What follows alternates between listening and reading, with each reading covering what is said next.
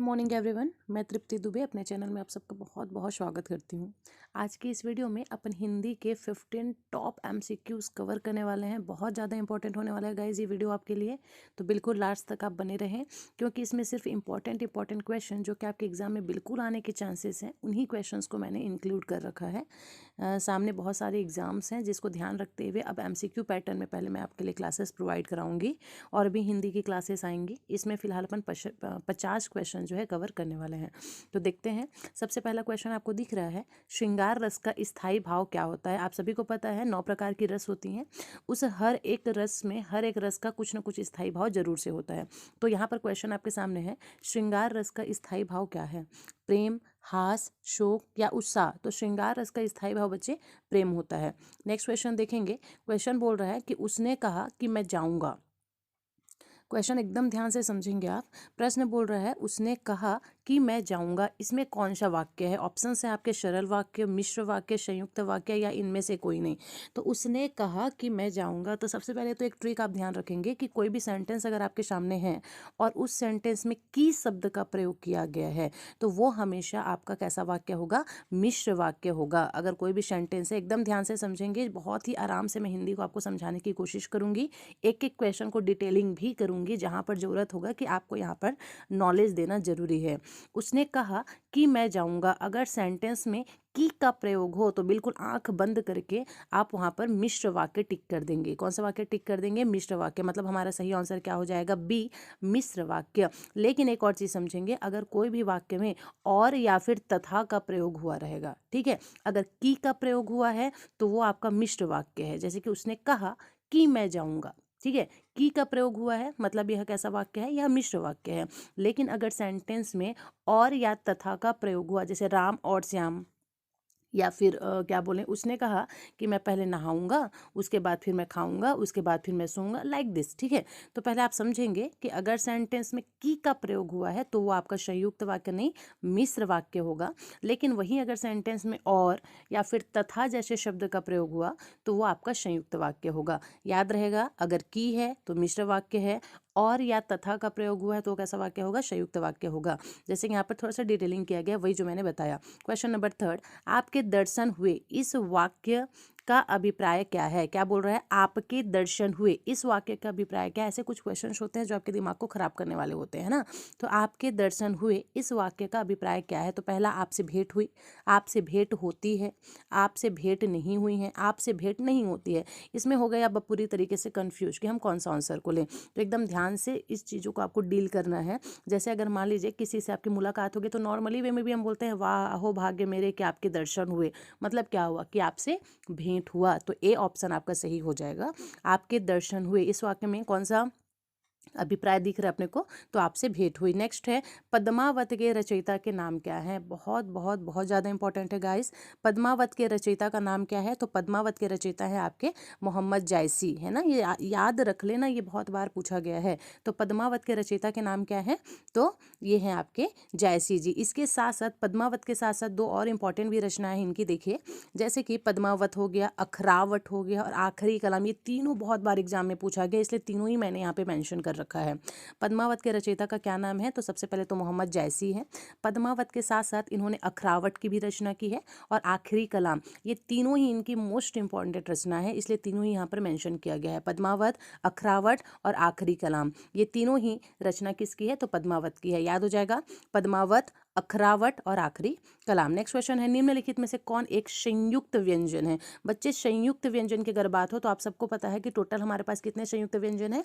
हिंदी वर्णमाला में टोटल 4 संयुक्त व्यंजन होते हैं। देखिए, वो 4 संयुक्त व्यंजन कौन कौन सा है, छ छत्री का, त्र त्रिशूल का, ज्ञ ज्ञानी का और श, है ना। ये चारों को संयुक्त व्यंजन कहा जाता है। संयुक्त व्यंजन किसको कहते हैं, जो 2 वर्ड से मिलकर के बना हो, उसी को हम संयुक्त व्यंजन कहते हैं। तो पूरे हिंदी वर्णमाला की अगर हम बात कर लें तो टोटल 4 संयुक्त व्यंजन होते हैं, छ, त्र, ज्ञ और श। तो यहाँ पर क्वेश्चन में हमारा बोल रहा है कि कौन सा एक संयुक्त व्यंजन नहीं है। तो यहाँ पर देखो, छ भी है, त्र भी है, ज्ञ भी है, श षटकोण का यह आपका संयुक्त व्यंजन नहीं होता है। तो 4 संयुक्त व्यंजन कौन कौन से हैं, छ, त्र, ज्ञ और श्र, याद रहेगा।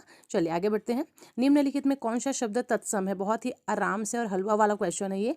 तत्सम शब्द की जहां बात आए आपको ध्यान रखना है कि संस्कृत के शब्द को हम तत्सम शब्द कहते हैं ना। जो शब्द सुनने में देखने में अपने को संस्कृत के जैसा लगे उसे ही हम क्या कहते हैं? तत्सम शब्द कहते हैं। तो अब बताओ यहाँ पर कौन सा लग रहा है? अग्नि, अगीन, आग या फिर अग्नि? तो हमेशा अग्नि जो संस्कृत भाषा का शब्द होता है उसमें छोटी की मात्रा होती है, इसलिए ए ऑप्शन हमारा सही हो जाएगा। संस्कृत के जैसे दिख रहे हैं ना, तो अग्नि हमारा तत्सम शब्द है। नेक्स्ट है संबंध कारक का चिन्ह है। अब अगर कारक की बात कर लें तो आप सभी को पता है हमने 8 प्रकार का कारक चिन्ह पढ़ रखा है, ठीक है। संबंध कारक का चिन्ह पूछ रहे हैं यहाँ पर, और हमने टोटल 8 कारक पढ़े हैं और हर एक कारक का अलग अलग चिन्ह होता है। तो देखिए यहाँ पर ऑप्शन में सबसे पहले तो मैं और पर दिया हुआ है, तो मैं और पर ये जो है अधिकरण कारक से संबंधित है। कौन से कारण में आता है? अधिकरण। जब आप पढ़ेंगे कर्ता ने कर्म को करण से, इस टाइप से 8 कारण अपने को पढ़ने होते हैं, जिसमें से में और पर ये अधिकरण से रिलेटेड है। वहीं पर से की अगर हम बात कर लें तो ये करण कारक का कारक चिन्ह है, ठीक है। करण में भी यूज होता है, अपादान में भी यूज होता है। वैल्यू दोनों के अलग अलग हो जाते हैं। अपादान का प्रयोग हम करेंगे से का जब वो अलग होने की बात हो, ठीक है। के लिए ये कहाँ पर प्रयोग किया जाता है? ये शम प्रदान का कारक चिन्ह है बच्चे। देखो ये चारों का डिटेलिंग मैं आपके सामने कर रही हूँ। मतलब बी जो आपका बच गया रा रे री, ठीक है, काके की, नाने नी, ये आपका संबंध कारक के अंतर्गत आ जाता है। तो संबंध कारक का चिन्ह क्या होता है? रा रे री, नाने नी, काके की, ये आपका संबंध कारक का चिन्ह है। वहीं में और पर किसके लिए प्रयोग होता है? तो ये अधिकरण के लिए प्रयोग होता है। शे करण कारक का एग्जाम्पल है, और के लिए ये जो है आपके शम प्रदान का कारक है। चलिए नेक्स्ट क्वेश्चन। इनमें से कौन एक विलोम युग्म नहीं है? क्वेश्चन बहुत ध्यान से समझना है आपको, गलती से भी गलती नहीं करना है।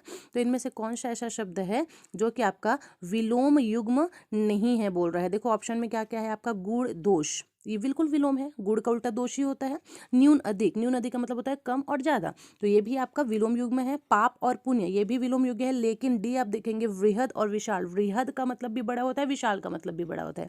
तो ये विलोम युग्म कैसे हुए? इसलिए डी ऑप्शन आपका सही हो जाएगा। नेक्स्ट क्वेश्चन है दांतों तले अंगुली दबाने का अर्थ क्या होगा?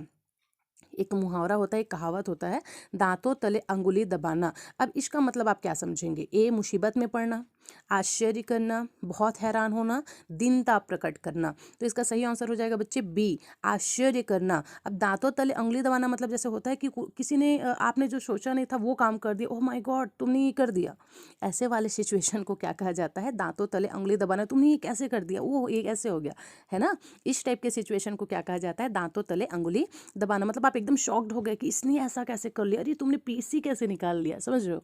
तो ये आश्चर्य करना, इसके लिए कौन सा शब्द? आश्चर्य करना, बी आपका सही आंसर हो जाएगा। चलिए नेक्स्ट क्वेश्चन है हमारा, ये क्लियर किया गया है। दांतों तले उंगली दबाना का अर्थ क्या होता है? आश्चर्य करना। कवि सम्राट किसे कहा जाता है? ए मैथिली शरण गुप्त को, जयशंकर प्रसाद को, सूर्यकांत त्रिपाठी को, अयोध्या श्री उपाध्याय को, हरिऔध को, ठीक है।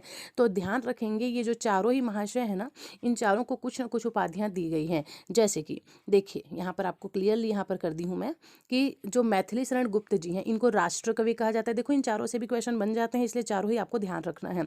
मैथिली शरण गुप्त को क्या कहा जाता है? राष्ट्र कवि कहा जाता है। जयशंकर प्रसाद जी को छायावाद के कवि कहे जाते हैं। याद रखेंगे मैथिली शरण गुप्त राष्ट्र कवि हैं। देखो कवि सम्राट नहीं आएगा तो राष्ट्र कवि ही पूछ लेगा कि राष्ट्र कवि किसे कहा जाता है, फिर आप हो जाएंगे कंफ्यूज। इसलिए याद रखना है मैथिली शरण गुप्त को राष्ट्र कवि कहा जाता है। वहीं जयशंकर प्रसाद को क्या कहते हैं? छायावाद के प्रवर्तक या छायावाद के कवि कहा जाता है। सूर्यकांत त्रिपाठी जी दिख रहे हैं, सूर्यकांत त्रिपाठी निराला, इनको एक क्रांतिकारी कवि कहा जाता है। और वहीं अयोध्या श्री उपाध्याय हरिऔध जी को ही कवि सम्राट कहा जाता है। याद रहेगा। तो अयोध्या श्री उपाध्याय, इसका सही आंसर क्या हो जाएगा? अयोध्या श्री उपाध्याय हरिऔध जी को कवि सम्राट कहा जाता है। तो कवि सम्राट किसको कहते हैं? अयोध्या श्री उपाध्याय हरिऔध जी को ही कवि सम्राट कहा जाता है। मैथिली शरण गुप्त को राष्ट्र कवि, जयशंकर को छायावाद, सूर्यकांत त्रिपाठी निराला को क्रांतिकारी कवि की संज्ञा दी गई है। और वही कवि सम्राट किसे कहा जाता है? तो अयोध्या श्री उपाध्याय को कहा जाता है। Next question. अच्छा यहाँ पर एक और चीज लिखा हुआ है, देखिए कथा सम्राट किसको कहते हैं? कवि सम्राट तो मैंने बताया अयोध्या श्री उपाध्याय को कहते हैं, तो इसी से क्वेश्चन बन जाता है कथा का सम्राट किसे कहा जाता है? तो वो प्रेमचंद को कहते हैं। ये लाइन भी आप जरूर से याद रखेंगे। मैथिली शरण गुप्त को राष्ट्र कवि कहा जाता है, जयशंकर को छायावाद का प्रवर्तक, सूर्यकांत त्रिपाठी निराला जी को क्रांतिकारी कवि कहा जाता है, अयोध्या श्री उपाध्याय जी को कवि सम्राट कहते हैं, और कथा सम्राट किसको कहते हैं? कवि सम्राट और कथा सम्राट में अंतर होता है ना, तो समझेंगे। कवि सम्राट आपका हरिऔध जी को कहा गया, जबकि जबकि कथा सम्राट किसको कहा जाता है, तो प्रेमचंद को कहा जाता है।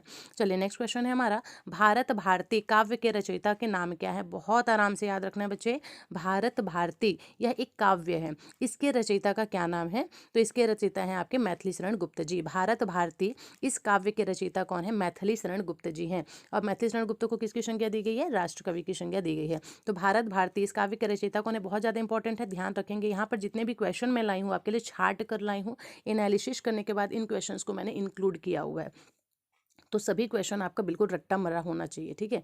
भारत भारती काव्य के रचयिता का क्या नाम है, तो मैथिली शरण गुप्त है। नेक्स्ट क्वेश्चन है हमारा, किसी संस्था के 25 वर्ष पूरे होने पर वह निम्नलिखित उत्सव के लिए शब्द, यूपीएससी में पूछा गया ये क्वेश्चन है। तो अभी तो देखो सीजीपीएससी और यूपीएससी दोनों का लेवल बिल्कुल सेम हो गया है, इसलिए मैंने जो क्वेश्चन लाए हैं ना वो दोनों लेवल के ही लाए हुए हैं, ताकि आप बहुत आराम से कैसा भी क्वेश्चन पूछ ले पीएससी वाला, मतलब माइंड में ये होना चाहिए ना, पूछ तू कैसा क्वेश्चन पूछता है, ठीक है। देखिए, किसी संस्था का मान लो 25 वर्ष पूरा हो गया, ठीक है, तो उसके लिए कौन सा उत्सव मनाया जाता है, या उसके लिए निम्नलिखित उत्सव के लिए शब्द प्रयोग है। जैसे कि कोई संस्था है, तो कितने वर्ष पूरे होने पर हम उसको हीरक जयंती मनाएंगे, उस संस्था का हीरक जयंती मनाएंगे। कितने वर्ष पूरा होने पर हम उसको रजत जयंती मनाएंगे। कितने वर्ष पूरे होने पर हम शताब्दी मनाएंगे, और कितने वर्ष पूरे होने पर हम स्वर्ण जयंती मनाएंगे। अगर मैं यहाँ पर से पूछ लूँ आप लोग को कि अगर किसी संस्था का 100 वर्ष पूरा हो गया तब हम उसकी कौन सी जयंती मनाएंगे, तो मैक्सिमम बच्चे यहाँ पर टिक करेंगे, जो डी दिख रहा है स्वर्ण जयंती, है ना। 100 वर्ष पूरा हो गया भाई, स्वर्ण जयंती मनाएंगे, है ना। तो तुम्हारा दिमाग बस इतना ही चल सकता है, ठीक है।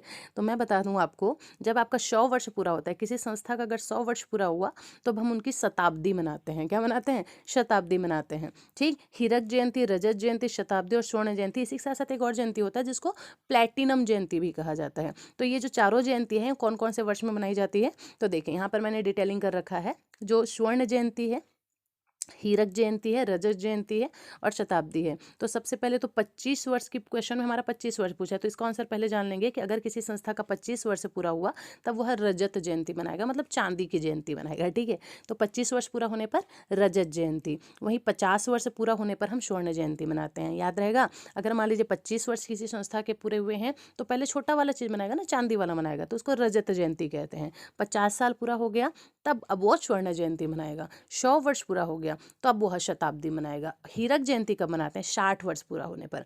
हीरक जयंती कब मनाते हैं, 60 वर्ष पूरा होने पर। याद रहेगा, किसी संस्था का मान लो 25 वर्ष पूरा हुआ तो रजत जयंती मनाएगा, 50 वर्ष होने पर स्वर्ण जयंती मनाएगा, शताब्दी होने पर 100 वर्ष पूरा होने पर शताब्दी मनाएगा, 60 वर्ष पूरा हो गया मान लो तब वो हीरक जयंती, हीरा नहीं है ना, हीरक है, हीरक जयंती मनाता है। और वहीं मान लो किसी संस्था के 75 वर्ष पूरे हो गए बच्चे, तब वह प्लैटिनम मनाता है, ठीक। यहाँ पर एक और चीज़ इंक्लूड कर लेंगे, 75 वर्ष पूरा होने पर वह प्लैटिनम मनाता है। याद रहेगा, 25 वर्ष पूरा हुआ तो रजत, 50 हुआ तो स्वर्ण जयंती, 100 हुआ तो शताब्दी, वहीं 60 वर्ष हुआ है तो हीरक जयंती मनाएगा, और 75 वर्ष मान लो पूरा हुआ है तब वह प्लैटिनम जयंती मनाता है। क्लियर। चलिए आगे बात कर लेते हैं। य र ल व ये किस वर्ग के व्यंजन हैं, तो ये मैंने बहुत ही डिटेल में आपको पढ़ाया हुआ है। एक बार फिर से हिंदी में मैं डिटेलिंग की क्लास लाऊंगी जहाँ पर आपको बहुत अच्छे से समझाया जाएगा कि आपका ये अंतःस्थ व्यंजन क्या होता है, उष्मीय व्यंजन किसको कहते हैं, ओष्ठ व्यंजन किसको कहते हैं, तालव्य व्यंजन किसको कहते हैं। तो यहाँ पर मैं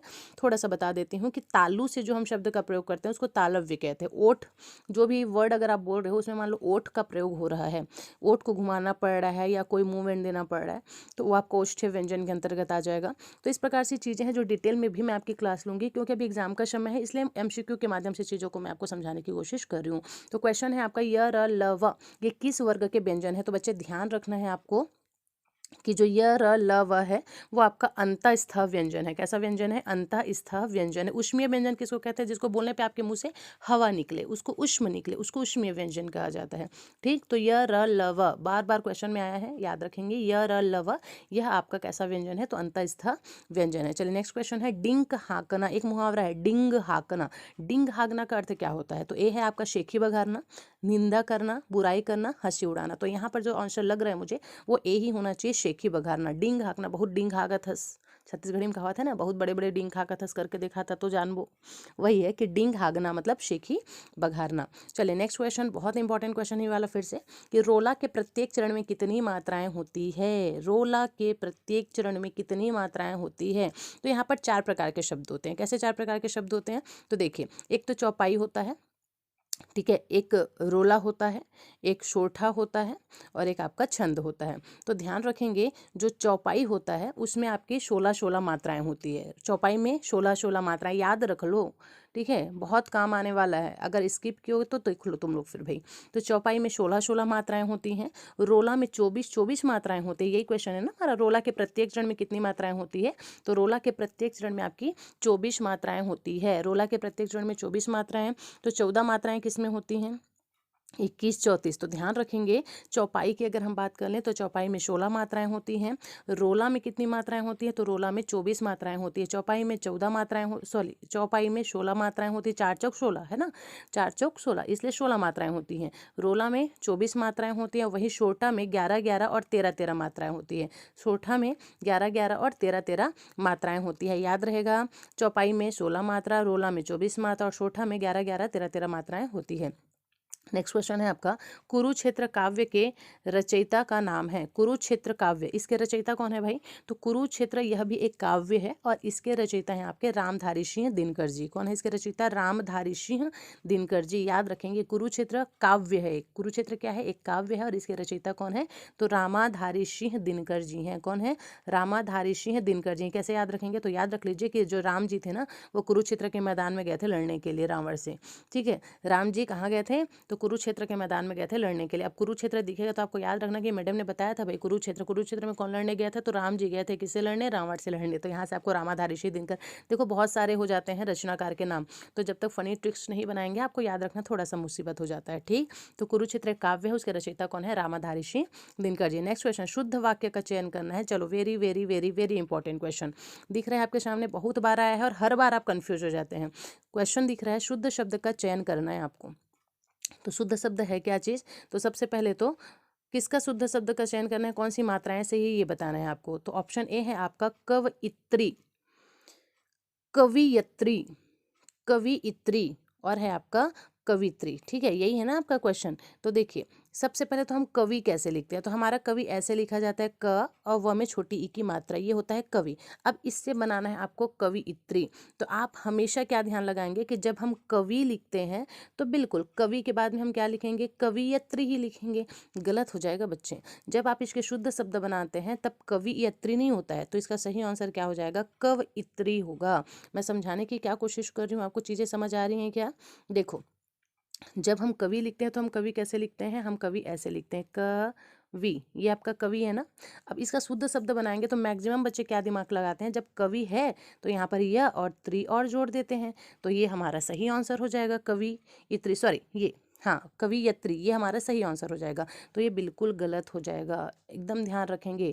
जब हम शुद्ध वाक्य बनाते हैं तो कवियत्री नहीं होता, ये आपका होता है कवयित्री। याद रहेगा, कवयित्री, कवियत्री नहीं होगा ना, कवयित्री। क्या होगा? कवयित्री, कवयित्री, व में ई की मात्रा हट जाती है। ठीक, याद रखेंगे। चलिए नेक्स्ट क्वेश्चन है हमारा, तो कवयित्री, कवयित्री, कवि कंप्लीट नहीं लिखना है, कव बस लिखना है, कवयित्री, और ना कवयत्री नहीं, कवयित्री, ये आपका सही आंसर हो जाएगा। चलो नेक्स्ट है, कौन से पर्यायवाची भिन्न है। अब बताओ आपको कौन कौन सा पर्यायवाची इसमें भिन्न है। तो आपके सामने ऑप्शन दिख रहा है भाई, क्या ऑप्शन दिख रहा है? तो अश्व है, तुंग है। तो इन दोनों तीनों का ही मतलब घोड़ा होता है बच्चे। इन तीनों का मतलब क्या होता है? घोड़ा होता है। अश्व को भी घोड़ा कहते हैं, तुरंग को भी घोड़ा कहते हैं और है को भी क्या कहते हैं? घोड़ा ही कहते हैं। तो पर्यायवाची से भिन्न पूछ रहे हैं ना, तो भिन्न हो जाएगा आपका कुंजर। कुंजर किसको कहते हैं? कुंजर का मतलब होता है हाथी।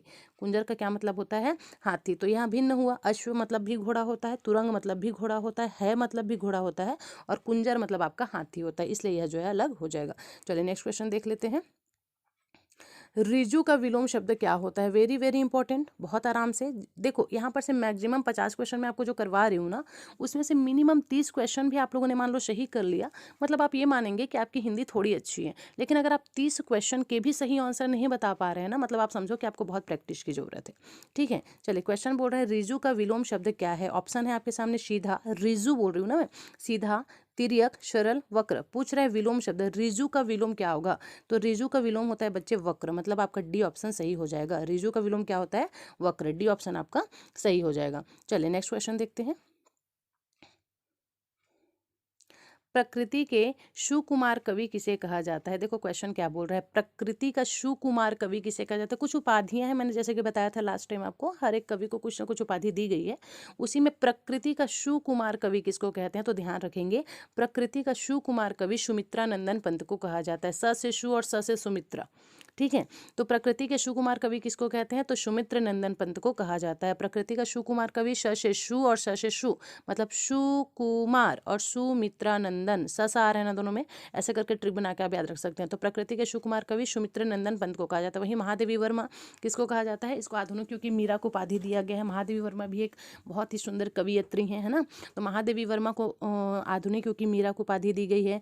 जो निराला है, पहले लास्ट क्लास में ही मैंने बताया था, लास्ट क्वेश्चन में भी मैंने बताया था, क्रांतिकारी कवि को उपाधि इनको दी गई है। और जयशंकर प्रसाद को छायावाद का प्रवर्तक कहा जाता है ना। तो वहीं पर सुकुमार कवि किसको कह देंगे अपन? सुमित्रा नंदन पंत को कह देंगे। चलिए नेक्स्ट क्वेश्चन है आपके सामने, अभिभावक में कौन सा उपसर्ग का प्रयोग हुआ है? बच्चे आपके सामने दिख रहा है, अभिभावक में कौन सा उपसर्ग लगा है? तो बताने की जरूरत मुझे नहीं होनी चाहिए आपको। अभिभावक, इसमें कौन सा उपसर्ग दिख रहा है आपका?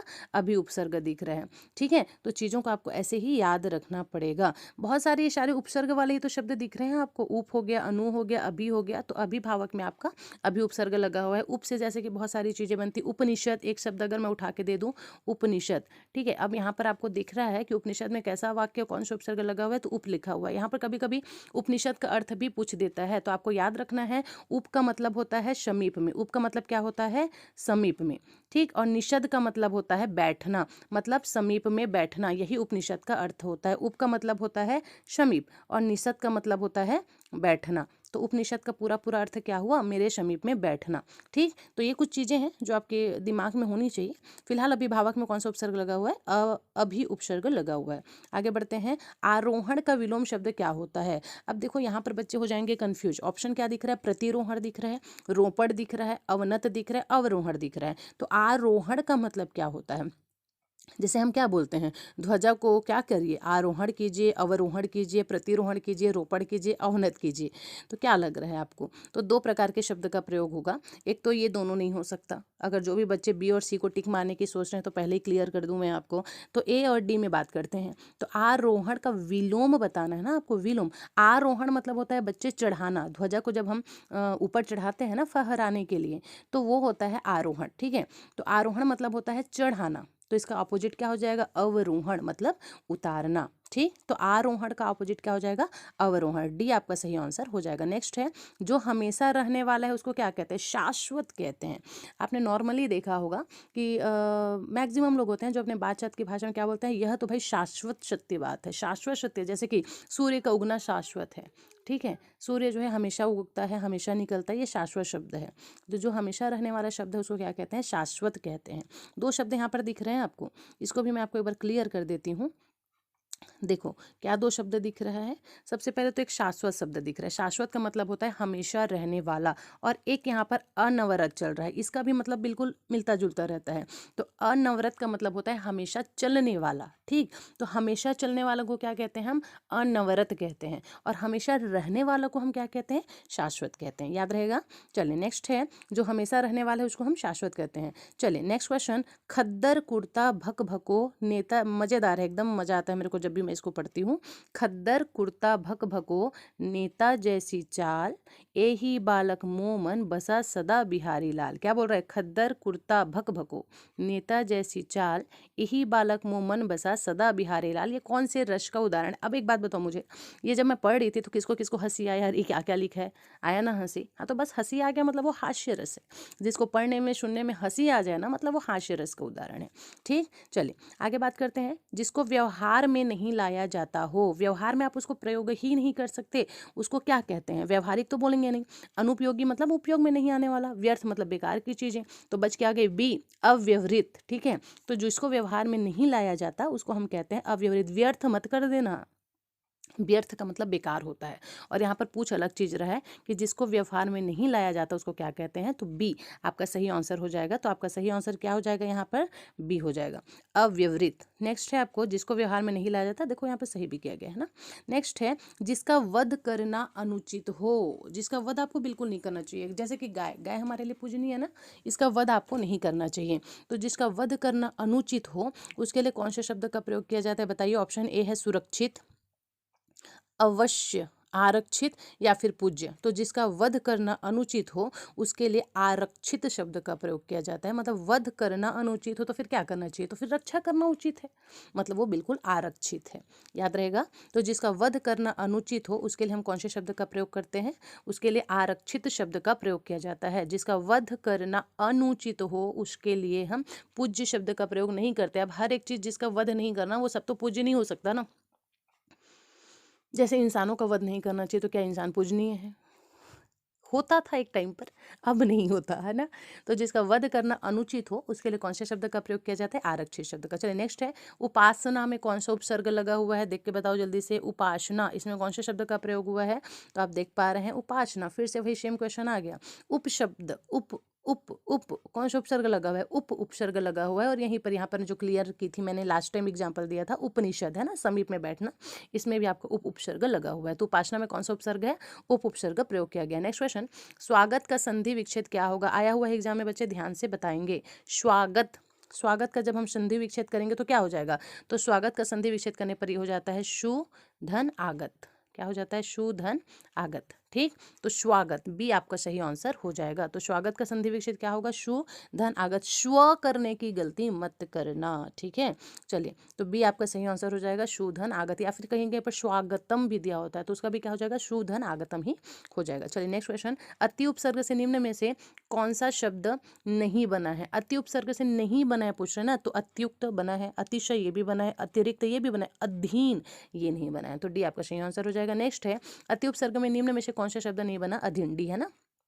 नेक्स्ट क्वेश्चन, नाच न आवे आंगन टेढ़ा का अर्थ क्या होता है, तो इसका देख लो पहले भाई क्या बोल रहे हैं। ऑप्शन ए है किसी काम को करने के लिए नखरे करना, कार्य करने की क्षमता न होने पर तरह तरह के बहाने बनाना, ठीक है, आपको अपने आप को ज़्यादा होशियार बताना, ये सारी चीज़ें। डी हो गई, नहीं छोड़ दो।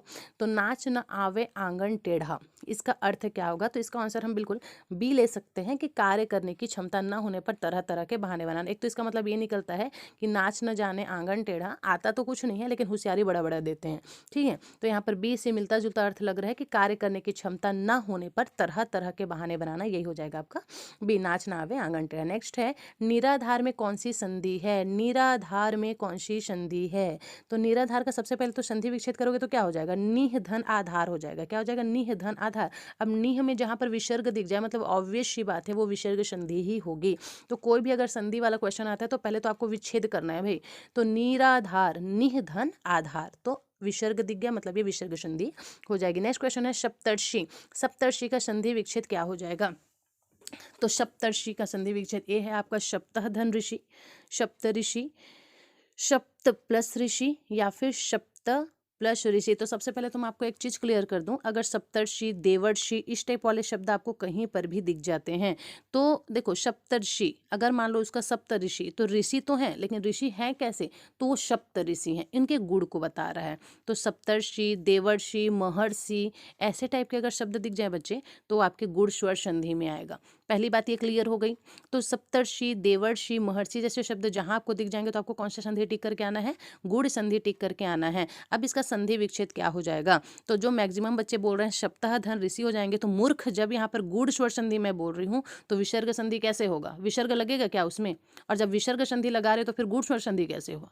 तो ध्यान लगाएंगे, थोड़ा सा दिमाग लगा करके प्रयोग करेंगे। तो सप्तर्षि को मैंने अभी बताया कि गुण स्वर संधि में आपको यूज करना है, मतलब ऑब्वियस सी बात है कि बी आपका सही आंसर होगा, सप्त धन ऋषि। गलती से भी सप्ताह धन ऋषि टिक करके मत आ जाना, क्योंकि सप्ताह तह के अंदर में आपको विसर्ग दिख रहा है तो विसर्ग संधि का एग्जाम्पल हुआ, और जब वो विसर्ग संधि का एग्जाम्पल होगा तो फिर वो गुण स्वर संधि कैसे होगा, ठीक। और गुण स्वर संधि मतलब विसर्ग तो हो ही नहीं सकता है वो, मतलब बी आपका सही आंसर हो जाएगा। क्या हो जाएगा, सप्ताह धन ऋषि।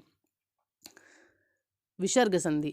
और सप्तर्षि का सही संधि विच्छेद जब हम करते हैं तो सप्तधन ऋषि, मतलब बी आपका सही आंसर हो जाएगा। क्लियर है यहाँ पर। चलिए नेक्स्ट है आपका सप्तर्षि का गुण संधि। देखो यहाँ पर क्लियर किया गया है इसी चीज़ों को, है ना। देवर्षि, महर्षि, ऐसे जो शब्द दिख जाए वो आपको हमेशा गुण स्वर संधि में ही लेना है।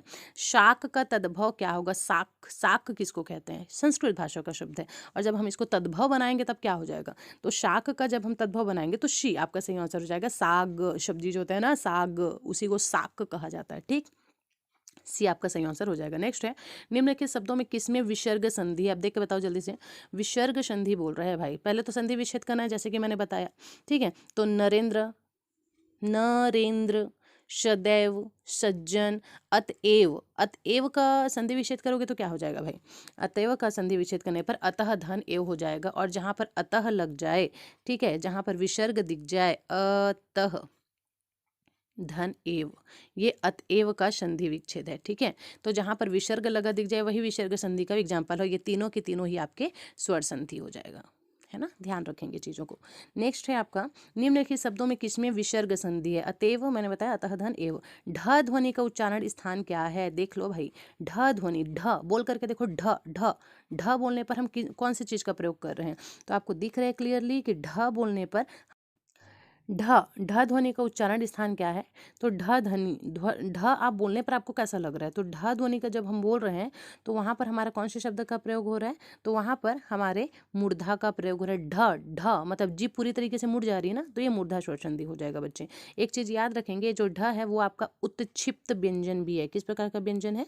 उत्क्षिप्त व्यंजन भी है। देखो हमारे पास ट, ठ, ड, ढ, ड़, ये वाला जो वर्ग होता है, ट वर्ग जो होता है, ट, ठ, ड, ढ, ये सबको बोल कर देखो, खुद प्रैक्टिकल करके देखो, तो आप बोल करके देखेंगे तो जीभ जो है हमारी टर्न हो जाती है, मुड़ जाती है। तो जहाँ पर इसी को मूर्धा कहते हैं, है ना, तो आपका बी मूर्धा सही हो जाएगा। और इसके साथ साथ मैंने बताया ढ आपका उत्क्षिप्त व्यंजन भी है। हमारे पास दो प्रकार के उत्क्षिप्त व्यंजन होते हैं, एक होता है ड और एक होता है ढ। ठीक है, ये दोनों उत्क्षिप्त व्यंजन है, यही आ जाएगा एग्जाम में, ध्यान रखेंगे। कितने उत्क्षिप्त व्यंजन होते हैं? दो होते हैं। कौन कौन सा? तो ड और ढ। चलिए नेक्स्ट क्वेश्चन देख लेते हैं। पलक बिछाना का अर्थ क्या होता है? पलक बिछाना, पलंग बिछाना, आंखें खोलना, सपना देखना, या स्वागत के लिए उत्सुक होना। बोलते हैं ना, हम कब से तुम्हारा पलक बिछा कर रखे हुए थे कि तुम आने वाले हो, मतलब स्वागत के लिए उत्सुक होना। ठीक है, पलक बिछाने का अर्थ क्या हो जाएगा? स्वागत के लिए उत्सुक होना। चलिए नेक्स्ट क्वेश्चन है, निम्नलिखित में से कौन सा व्यंग लेखक है? कोई एक ऐसे लेखक हैं जो कि व्यंग लिखते हैं सिर्फ, तो कौन है वो? तो श्याम सुंदर दास, विद्यानिवास मिश्र, राहुल सांकृत्यायन, हरिशंकर परसाई। तो याद रखेंगे व्यंग के लेखक हैं आपके हरिशंकर परसाई। डी आपका सही आंसर हो जाएगा बच्चे। ऐसे कौन से लेखक हैं जो सिर्फ व्यंग लिखते हैं?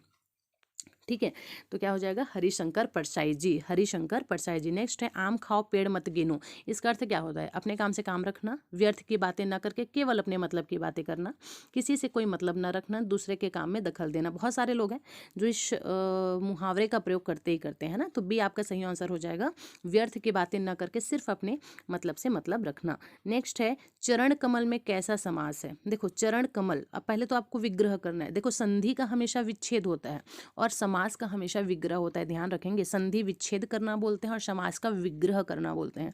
तो चरण कमल में कैसा है? तो चरण धन कमल, पहले विग्रह करेंगे हम तो चरण धन कमल हो जाएगा। मतलब कमल तो है उसके, सॉरी चरण तो है उसके पास, पर उसके चरण है कैसे? तो उसका चरण जो है कमल के समान है। मतलब हमने तारीफ कर दिया ना उसका चरण का। चरण कैसा है? तो चरण बहुत ज़्यादा सुंदर है, इतना सुंदर है कि मानो कोई कमल हो। मतलब हमने तारीफ कर दिया, तारीफ कर दिया मतलब हमको विशेषता दिख गई। तो आपको ध्यान रखना है कि जहाँ पर विशेषता दिख जाए, जहाँ पर विशेषता की बात हो जाए, वो कैसा समास होता है? तो जहाँ पर आपको विशेषता दिख जाए वो आपका किस प्रकार का समास होता है? आपको समास पढ़ाया गया है बहुत आराम से, और फिर से मैं आपको पढ़ा दूंगी कि जहाँ पर भी आपको विशेषता दिख जाए वो आपका कर्मधारय। कमल में कैसा समाज है? तो चरण कमल में कर्मधारय समाज है। क्यों कर्मधारय समाज होगा? क्योंकि जहाँ पर भी विशेषता दिख जाए, क्योंकि चरण कमल, इसका संधि विग्रह करेंगे तो क्या हो जाएगा? चरण धन कमल, है ना, तो कर्मधारय समास होगा। विशेषता दिख जाए वो कर्मधारय समास। शन मार्ग, शन मार्ग में कैसी संधि का प्रयोग किया गया है? तो सबसे पहले तो शन मार्ग, इसका जब अपन संधि विच्छेद करेंगे तो ये हो जाएगा सत धन मार्ग। और शत मार्ग का क्या हो जाएगा? कैसा समास हो जाएगा? तो ये हो जाएगा आपका व्यंजन संधि, शत धन मार्ग, शत धन मार्ग, व्यंजन संधि आपका हो जाएगा। चलिए नेक्स्ट क्वेश्चन है, चौराहा में कैसा समास है? चौराहा, यहाँ पर एक डिजिट प्रयोग हुआ है, चौराहा। चौराहा मतलब चार राह की बात हो रहा है, और जहाँ पर चौराहा शब्द का प्रयोग हो जाए, कोई संख्या दिख जाए हमको सामने में, वो आपका द्विगु समास होता है। नेक्स्ट क्वेश्चन है हमारा, जो व्यर्थ की बातें करता हो उसको क्या कहते हैं? फालतू बात करते रहता है तो उसको हम एक प्रकार से वाचाल भी कह सकते हैं। वाचाल मतलब बहुत ज़्यादा बोलने वाला, ठीक है, और वाचाल मतलब बहुत ज़्यादा जब बोल रहा है तो फालतू बात भी बोलेगा। तो आपका बी आंसर सही हो जाएगा, वाचाल। नेक्स्ट है आपका, एहसान ना मानने वाला। तो जो एहसान नहीं मानता है उसको क्या कहते हैं? तो एहसान ना मानने वाला को क्या कहते हैं? कृतज्ञ बोलेंगे या कृतज्ञ बोलेंगे? दो ऑप्शन में देती हूँ आपको, विश्वासघाती हो नहीं सकता, परोपजीवी भी नहीं हो सकता। तो या तो कृतज्ञ बोलेंगे या फिर कृतघ्न बोलेंगे। तो जो एहसान मानता है, आपने मेरे ऊपर एहसान किया, मैं बहुत बड़ा कृतज्ञ हूँ आपका, ठीक है, तो ए हो जाएगा। जो एहसान मानता है उसको हम कृतज्ञ कहते हैं, और जो एहसान नहीं मानता उसको कृतघ्न कहा जाता है। तो सी आपका सही आंसर हो जाएगा, ठीक है। तो एहसान मानने वाले को कृतज्ञ और एहसान न मानने वाले को कृतघ्न कहा जाता है। जिन शब्दों के अंत में अ आता है उन्हें क्या कहते हैं? तो याद रखना है, अकारांत कहते हैं। बी आपका सही आंसर हो जाएगा, अकारांत। नेक्स्ट है, जिन शब्दों के अंत में, वही सेम क्वेश्चन है, गर्व शून्य में कैसा समास होगा? अब गर्व शून्य देखो, बहुत ज़्यादा और थोड़ा सा टिपिकल क्वेश्चन है, थोड़ा सा कंफ्यूजिंग क्वेश्चन है ये, है ना। गर्व शून्य में कैसा समास है? तो कर्म तत्पुरुष समास है, करण तत्पुरुष समास है, अपादान तत्पुरुष है, या संप्रदान तत्पुरुष है? यहाँ पर आपको जो क्वेश्चन दिख रहा है तो उसका सही आंसर हो जाएगा आपका अपादान तत्पुरुष। कैसा समास हो गया? अपादान तत्पुरुष। अब यहाँ पर बात आती है कि आखिर ये अपादान क्यों होगा? तो खुद गर्व शून्य में कैसा समास है? गर्व शून्य मतलब उसका जो गर्व है ना वो पूरी तरीके से शून्य हो चुका, मतलब अलग होने की बात हो रही है। गर्व था पर अब वो शून्य हो चुका है, मतलब बिल्कुल अलग हो चुका है। और जहाँ अलग होने की बात हो जाए वहां पर अपादान तत्पुरुष होता है। मतलब इसका जब हम विग्रह करेंगे तो क्या होगा? गर्व शून्य, गर्व से शून्य, शे शब्द का प्रयोग कर रहे हैं ना, बस, तो अपादान तत्पुरुष हो जाएगा। सावधानी शब्द में कौन सा प्रत्यय प्रयोग किया गया है? बताओ, चलो जल्दी से आंसर करेंगे मुझे कि सावधानी, सावधानी शब्द में कौन सा प्रयुक्त प्रत्यय है? तो सावधानी, सावधानी जब हम आप विग्रह करेंगे तो कैसा होगा? ये ए होगा, बी होगा, सी होगा, या ई होगा? तो इसका सही आंसर हो जाएगा बच्चे ए, सावधानी। बड़ी की मात्रा दिख रही है लास्ट में, तो बड़ी की मात्रा ही इसका प्रयुक्त प्रत्यय हो जाएगा। नेक्स्ट है, सावधानी शब्द में सही आंसर फिर से वही बताया गया है। इनमें से अपादान कारक की विभक्ति क्या है? तो याद रखेंगे, अपादान कारक, इसके लिए हमेशा अपादान, अपादान का मतलब होता है सेपरेट की बात हो, सेपरेशन की बात हो, मतलब कि अलग होने की जहाँ पर बात हुई हो, जैसे कि पेड़ों से पत्ता का गिर जाना, पेड़ों से पत्ता गिर गया, तो इसको हम अपादान कारक कहते हैं। मतलब आपका सी सही आंसर हो जाएगा। नेक्स्ट है, यह रास्ता है सावधानी से चले। अब यहाँ पर फिल इन द ब्लैंक्स दिया हुआ है, यहाँ पर आप कौन कौन से शब्द का प्रयोग करेंगे? तो यह रास्ता है सावधानी से चले, तो कैसे रास्ते में आपको सावधानी से चलना रहेगा? बढ़िया रास्ता में चलना पड़ेगा क्या? नहीं ना। तो कैसे रास्ते पे चलना पड़ेगा? दुर्गम रास्ते पे, दुर्गम रास्ते पे, दुर्गम रास्ते पे, या फिर दुर्गम रास्ते पे? तो शी आपका सही आंसर हो जाएगा, दुर्गम रास्ते पर आपको सावधानी से चलना पड़ता है। चलिए, भूतकाल के कितने भेद होते हैं? आप सभी को पता है, काल खुद अपने आप में 3 प्रकार का होता है। एक होता है आपका प्रेजेंट टेंस, पास्ट टेंस और फ्यूचर टेंस। अगर इंग्लिश की मैं बात कर लूँ, वर्तमान काल, भूतकाल और भविष्यकाल। लेकिन क्वेश्चन आपका बोल रहा है कि भूतकाल के कितने भेद होते हैं? तो भूतकाल के बच्चे 6 भेद होते हैं, अपने आप में ये 6 भेद रखता है, ठीक है। तो शी आपका सही आंसर हो जाएगा। नेक्स्ट क्वेश्चन है, भूतकाल के कितने भेद? 6 भेद होते हैं। यह रास्ता कैसा है? तो यहाँ पर फिर से वही क्वेश्चन रिपीट हो गया है, तो दुर्गम, सी आपका सही आंसर हो जाएगा। नेक्स्ट क्वेश्चन है, मैं काम से जा रहा हूँ। इस वाक्य में कौन सा कारक है? मैं काम से जा रहा हूँ। देख लो, संप्रदान कारक है, करण कारक है, कर्म कारण है और अधिकरण कारण है। तो आपको पता है कि मैं काम से जा रहा हूं, इसको हम क्या बोल सकते हैं? मैं काम पर जा रहा हूं भी हम बोल सकते हैं, है ना। और अधिकरण में मैं, पर, ये सारे शब्द का प्रयोग किया जाता है। डी आपका सही आंसर हो जाएगा, अधिकरण कारक, क्योंकि संप्रदान के लिए हम कौन से कारक का प्रयोग करते हैं? के लिए। करण में से, कर्म, कर्म के लिए हम को शब्द का प्रयोग करते हैं, तो और अधिकरण के लिए हम करते हैं में और पर का प्रयोग। तो मैं काम पर जा रहा हूँ बोलो, या मैं काम से जा रहा हूँ बोलो, बात एक ही हो जाती है। तो अधिकरण कारक इसका सही आंसर हो जाएगा। इस प्रकार से हमारा हिंदी का क्वेश्चन का सीरीज यहाँ पर खत्म होता है। क्वेश्चन का लेवल बहुत बेहतरीन था, आप लोग को समझ आ चुका होगा। ऐसे और भी हिंदी की बहुत सारी क्लासेस लाऊंगी। इवन हर सब्जेक्ट का इंपॉर्टेंट एमसीक्यू आपके लिए लाया जाएगा, एग्जाम के पॉइंट ऑफ व्यू को बिल्कुल ध्यान में रखते हुए। तो अगर आपको क्वेश्चन का लेवल समझ आता है या मेरे द्वारा एक्सप्लेन किया हुआ तरीका आपको समझ आता है, तो बिल्कुल चैनल को सब्सक्राइब करेंगे, क्योंकि जैसे एक बार ये एमसीक्यू का फॉर्मेट खत्म होता है, मैं डिटेलिंग में आपको हिंदी पढ़ाना चालू करूंगी। तो मिलते हैं नेक्स्ट वीडियो में। Thank you so much.